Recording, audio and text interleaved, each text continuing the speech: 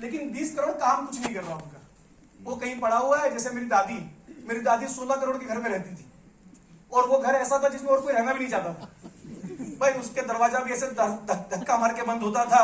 फिर मेरे फादर बोलते लेकिन घर तो 16 करोड़ का है ना, तो मैंने बोला पापा इसको बेच के उनका हयात में रूम ही बुक कर दो उससे अच्छा। तो लेकिन वो आप लोगों को समझ नहीं पड़ता, क्योंकि आप एसेट को प्रोडक्टिव नहीं बनाते।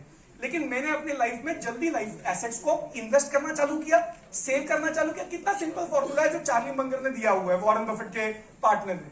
किसने बोला I want to become very rich, उसने बोला start making money as early as possible, start saving a lot of money every month, invest that money in index fund continuously for long period of time, you can't help but become rich. आप कुछ कर नहीं सकते, अमीर बन ही जाएंगे आप।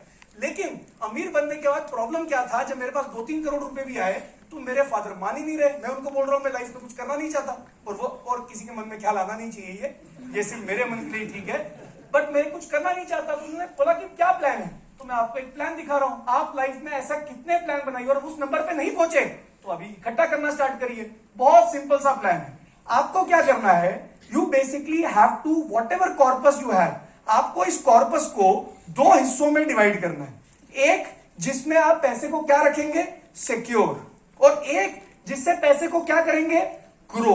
और कुछ करना ही नहीं है, इतनी सिंपल सी चीज है, किसी से मिलना नहीं, कुछ नहीं करना। आप समझिए मेरे पास 3 करोड़ रुपए है, तो और मेरा महीने का खर्चा 1 लाख रुपए है। तो मैं आपको दिखा रहा हूं मैंने कैसे प्लान बनाया कि मैं कैसा कमाते भी रहूंगा, पुश्ते तक कम पैसों को, किसी को प्रॉब्लम नहीं होगी पैसे की, और मैं महीने के महीने पैसा भी निकालते रहूंगा। तो मैंने एक सिंपल सा प्लान अपने फादर को बताया, if I want 1 lakh rupee per month as a monthly expense, stock markets are very volatile in the short run, तो मैं 2 साल का पैसा तो रख नहीं सकता, मैंने 12 साल का पैसा रखा। मैंने अपने फादर को कैलकुलेट करके बताया that if I require 1 lakh rupees, अभी इन्फ्लेशन छोड़ दीजिए, if I require 1 lakh rupees every month, और ये पैसा मैंने 6-7% पे कहां रख दिया, डेट फंड या बैंक में जमा कर दिया, और नंबर ऑफ पीरियड्स मेरे को 12 साल के लिए चाहिए। हर साल में कितनी बार चाहिए पैसा, 12 बार, और स्टार्टिंग में हर महीने कितने रुपए चाहिए, 1 लाख रुपए, और फ्यूचर में कितने हो जाए, 0। तो क्या समझ पड़ा आपको इस 97 लाख से, इस नंबर से क्या समझ पड़ा? और मैं इसको 1 लाख को कर देता हूं 1.5 लाख। बताइए 1.5 लाख क्यों कर रहा हूं? आज 1 लाख है, 12 साल बाद इन्फ्लेशन क्या हो जाएगा, डबल, तो 2 लाख चाहिए होंगे, तो एवरेज ले लिया मैंने, कितना कर दिया, 1.5 लाख। अगर if I want 1.5 lakh rupees every single month for the next 12 years, out of 3 crores, I have to keep 1.45 crores there in the debt fund. 12 साल का हो गया, बीच में नॉर्थ कोरिया वाले का मूड भी खराब हो गया तो फर्क नहीं पड़ता, क्योंकि 12 साल का प्लान बना लिया हमने। और 12 साल के लिए बाकी जो मेरे पास 1.55 करोड़ पड़ा है, इसको चाहे मैं एसटीपी से ट्रांसफर करूं, सब समझते हैं एसटीपी से धीरे धीरे ट्रांसफर करूं, या अभी के लिए मान लीजिए कैलकुलेशन इसी करने के लिए 1 टाइम इन्वेस्ट करूं। अगर गलती से मैंने बाकी 1.55 करोड़ को 15% पे इन्वेस्ट कर दिया, क्योंकि GDP, nominal GDP plus 1-2%, because organised companies will grow हल्का सा faster, 15% per annum for 12 years, PMT कितना हो जाएगा, 0। स्टार्टिंग वैल्यू कितनी थी, 1.55 crore. This 1.55 crore after 12 years becomes how much, 8.2। तो मैंने अपने पापा को बोला, पापा मैं ऐसा करता हूं 3 करोड़ में से यहां डाल देता हूं 1.45 को स्टॉक मार्केट में छोड़ देता हूं, क्योंकि मेरा तो पहले से इन्वेस्टेड था। वो बन जाएगा 12 साल बाद 8.29, 12 में बने, 13 में बने, 14 में बने, ऊपर नीचे हो सकता है, एवरीबडी अंडरस्टैंड दिस, उससे फर्क नहीं पड़ता, 12वें साल में कुछ पैसा निकाल लीजिएगा। After 12 years what will you do? पहले आपको 1.45 crore had to be kept where, in the debt fund, but now inflation would have doubled, तो 1.45 से बात बन जाएगी क्या हमारी? नहीं। Out of 8.25 crore how much will be keep in debt? 3 crore, double कर दीजिए। तो मैंने उनको बोला पापा ठीक है, 8 करोड़ में से 3 करोड़ निकाल दिए, डेट में रख दिए, 5 करोड़ स्टॉक मार्केट में फिर छोड़ दिए। 5 crore compounded at 15% per annum for how many years? Another 12 years. तो equal to FV 15% per annum, number of periods 12 years, PMT 0, starting investment was 5 crore, this number becomes 26 crore. बताइए 24 साल बाद क्या करेंगे? पहले 1.5 करोड़ रखा था डेट में, फिर 3 करोड़ रखा था डेट में, इस बार कितना रखेंगे? 6 करोड़। 26 में से निकाल लीजिए 6 करोड़, 6 करोड़ यहां डालेंगे, 20 करोड़ फिर स्टॉक मार्केट में छोड़ देंगे, वो खत्म हो जाएंगे। इन 20 करोड़ का क्या होगा? 100 करोड़, फिर 100 करोड़ में से 12 करोड़ निकालेंगे। इतना ही चाहिए था। और इसके लिए मुझे बताइए किसी फाइनेंशियल एडवाइजर से मिलना था?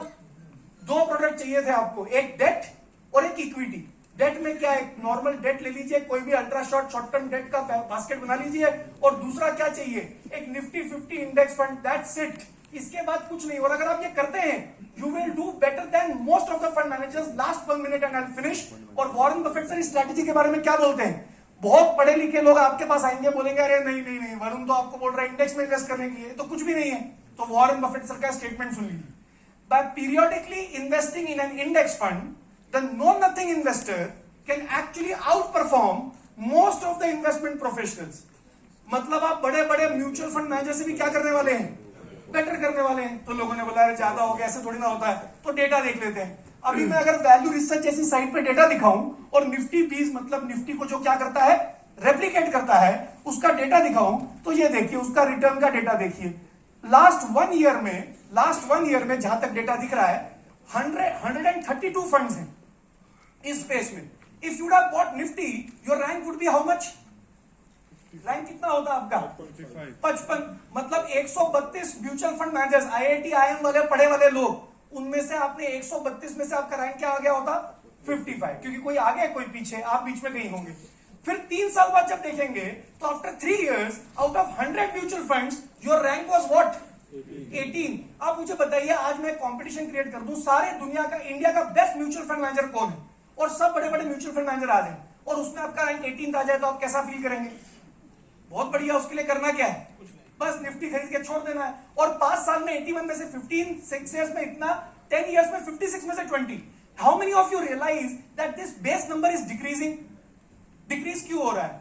क्योंकि 56 ही रह गए हैं म्यूचुअल फंड जो मुंह दिखाने लायक रह गए, बाकी मुंह दिखाने लायक रह ही नहीं गए। उन्होंने या मर्ज कर दिया है, डिमर्ज कर दिया है, या किसी के साथ प्लान कर दिया है, उसको बंद कर दिया है। जो 56 रह गए उसमें भी आपका रैंक 20th है। इसके लिए क्या करना था? बस सेंसेक्स निफ्टी। लेकिन कई लोग आपको बोलेंगे अरे नहीं नहीं नहीं, ऐसा नहीं है, इंडिया में हम बेटर करते हैं। तो कोई भी आपको बोले मेरा हिस्टोरिकल रिटर्न सेंसेक्स निफ्टी से अच्छा है, तो उनको ये आर्टिकल पढ़ा दीजिए, any monkey can beat the markets. कोई भी आपको बोले कि हम तो बेटर कर रहे हैं, तो any monkey can beat the markets. तो इसका आर्टिकल का क्या मतलब है?